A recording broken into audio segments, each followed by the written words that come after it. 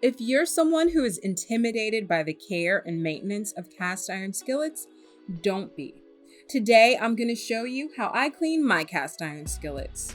First things first, I use a firm plastic dish brush, and this is very important because with use over time, cast iron skillets develop what is known as seasoning, which is a layer of baked on oil that essentially forms a somewhat non-stick surface.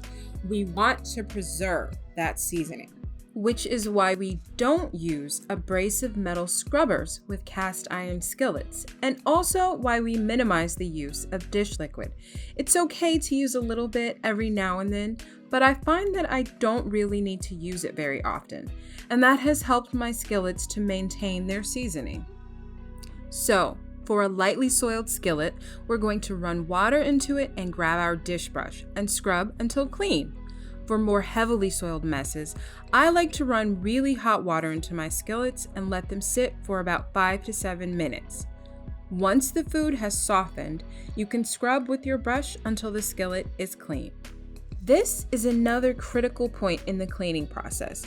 It is very important to dry all surfaces of your skillet, like the handle and the bottom of the skillet, right away so that rust doesn't develop.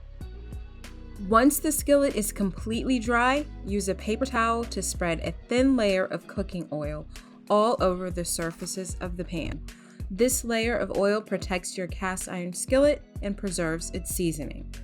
Now that your cast iron skillet is clean, it's time to get it dirty again. And what better recipe to try than my easy apple cobbler? I hope this video was helpful, and I hope to see you back here next time. Bye bye!